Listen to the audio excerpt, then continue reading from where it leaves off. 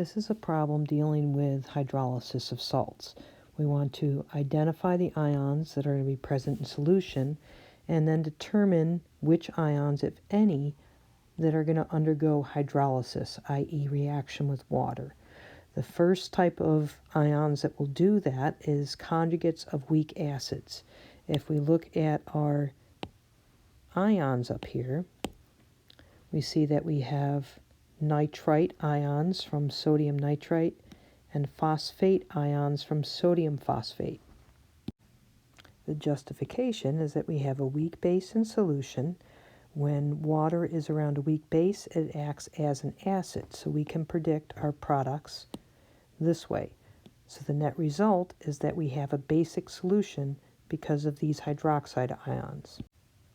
By similar argument, the phosphate ion is also going to react with water. It's the conjugate base of this weak acid.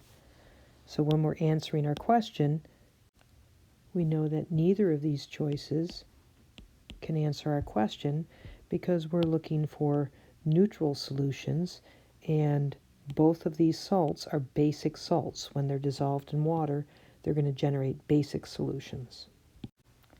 Conjugates of strong acids and bases do not react with water.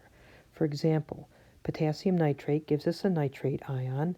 It's not going to react with water. We can ask why, and the reason is that nitric acid is a strong acid. It's going to go 100% in this direction. There's no tendency for the nitrate ion to react with H+ or with water. The same can be said of the bromide ion. So we get the bromide ion in solution, there's going to be no reaction with water. Again, because HBr is a strong acid, it's going to go 100% in the direction of dissociation. There's no tendency of this ion to react in the other direction.